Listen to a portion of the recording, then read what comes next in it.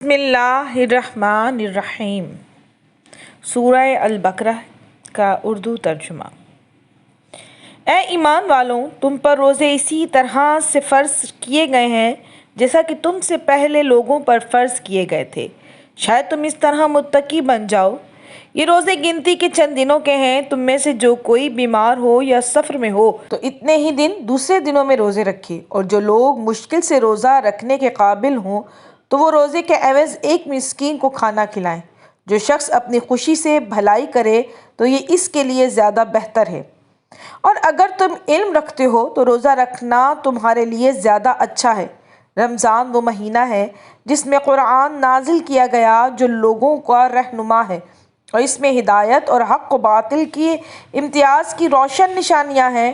تم میں سے جو اس مہینے میں اپنی جگہ پر ہو تو اسے روزہ رکھنا چاہیے، اور جو بیمار ہو یا سفر میں ہو تو اور دنوں میں روزہ کی گنتی پوری کرے۔ خدا تمہارے لیے آسانی چاہتا ہے، سختی نہیں، تاکہ تم تعداد کی گنتی پوری کرو، اور خدا نے جو تم کو ہدایت دی ہے اس کے لیے خدا کی بڑائی بیان کرو تاکہ تم شکر گزار بن جاؤ۔ اور جب میرے بندے تم سے میرے متعلق پوچھیں تو میں قریب ہوں، میں ہر پکارنے والے کی پکار قبول کرتا ہوں۔ جب وہ مجھے پکارتا ہے، لہٰذا وہ بھی مجھ سے قبولیت طلب کریں اور مجھ پر ایمان لائیں تاکہ وہ راہ راست پر آ جائیں۔ روزے کی رات میں تمہارے لیے تمہاری بیویوں کے پاس جانا حلال کر دیا گیا ہے۔ وہ تمہارا لباس ہے اور تم ان کا لباس ہو۔ خدا نے دیکھ لیا کہ تم اپنے نفس سے خیانت کرتے تھے، خدا نے تم پر رجوع کیا اور تمہیں معاف کر دیا۔ اب تم بیویوں سے مباشرت کرو، اور جو خدا نے تمہارے لیے مقدر کیا ہے اس کی آرزو کرو، اور رات کو کھاؤ پیو یہاں تک کہ سیاہ ڈورے سے فجر کا سفید ڈورا نمایاں نہ ہو جائے، پھر رات ہونے تک روزہ پورا کرو، اور مساجد میں اعتکاف کی حالت میں ان سے مباشرت نہ کرو۔ یہ خدا کے مقرر کردہ حدود ہیں، ان کے قریب نہ جانا۔ اللہ اس طرح سے لوگوں کے لیے اپنی آیات کو بیان کرتا ہے تاکہ وہ متقی بن جائیں۔ اور ایک دوسرے کا مال باطل طریقوں سے مت کھاؤ، اور مال حکام کے حوالے کر کے لوگوں کے مال کو مت کھاؤ، اور تم جانتے ہو یہ لوگ آپ سے چاند کے متعلق پوچھتے ہیں۔ آپ کہہ دیجئے کہ یہ لوگوں کے لیے اور حج کے لیے وقت معلوم کرنے کا ذریعہ ہے، اور نیکی یہ نہیں کہ تم مکانات میں پچھواڑے کی طرف سے آؤ، بلکہ نیکی تو اس کے لیے ہے جو تقوی اختیار کرے اور گھروں میں دروازے کی طرف سے آئے، اور اللہ سے ڈرتے رہو تاکہ تم کامیابی حاصل کر سکو۔ اور جو لوگ تم سے جنگ کرتے ہیں، تم بھی اللہ کی راہ میں ان سے جنگ کرو اور زیادتی نہ کرو، بے شک اللہ کو زیادتی کرنے والے ناپسند ہیں۔ ان کو جہاں پاؤ قتل کر دو، اور جس طرح سے انہوں نے تمہیں گھر سے نکالا ہے تم بھی انہیں نکال دو۔ اور فتنہ پردازی تو قتل سے بھی سخت گناہ ہے، اور ان سے مسجد الحرام کے پاس اس وقت تک جنگ نہ کرنا جب تک وہ تم سے جنگ نہ کریں، پس اگر وہ تم سے جنگ کریں تو تم بھی ان سے جنگ کرو۔ یہی کافروں کی سزا ہے۔ اگر وہ جنگ سے باز آ جائیں تو خدا بخشنے والا مہربان ہے۔ اور ان سے اس وقت تک جنگ جاری رکھو جب تک فتنہ کا قلع کما نہ ہو جائے اور دین صرف اللہ کا نہ رہ جائے۔ بس اگر وہ ہار جائیں تو ظالموں کے علاوہ کسی پر زیادتی جائز نہیں ہے۔ حرمت والے مہینے کا جواب حرمت والا مہینہ ہے، اور حرمات کا بھی قصاص ہے۔ جو تم پر زیادتی کرے تو تم بھی اس پر اتنی ہی زیادتی کرو جتنی کہ اس نے تم پر کی ہے۔ اور اللہ سے ڈرتے رہو، اور جان لو کہ اللہ متقین کے ساتھ ہے۔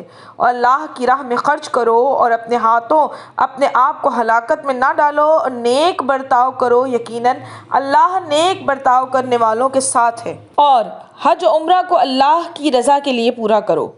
بس اگر تم محصور کر لیے جاؤ تو جو قربانی ممکن ہو وہ دے دو، اور اس وقت تک سر نہ منڈواؤ جب تک قربانی اپنی منزل تک نہ پہنچ جائے۔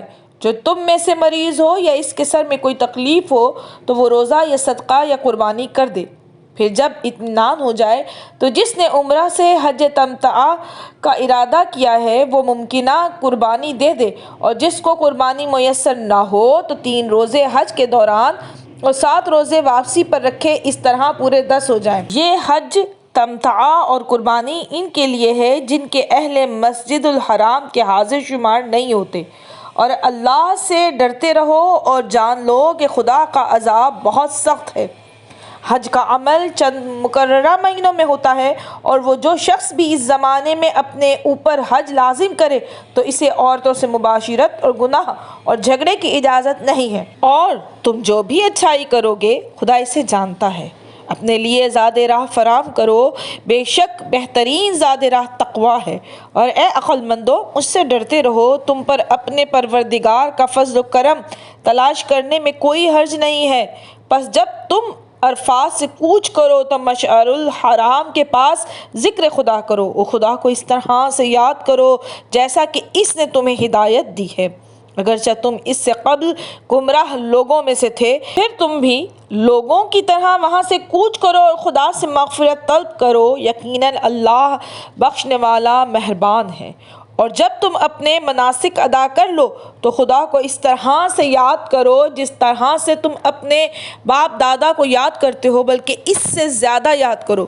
کچھ لوگ ایسے بھی ہیں جو کہتے ہیں ہمارا پروردگار ہمیں دنیا میں بھلائی دے دے اور ان کا آخرت میں کوئی حصہ نہیں ہے، اور ان میں سے کچھ لوگ کہتے ہیں کہ اے ہمارے پروردگار ہمیں دنیا میں بھی نیکی عطا فرما اور آخرت میں بھی نیکی عطا فرما اور ہمیں دوزخ کے عذاب سے بچا لے۔ یہی وہ لوگ ہیں جن کے لیے ان کی کمائی کا حصہ ہے، اور خدا بہت جلد حساب لینے والا ہے۔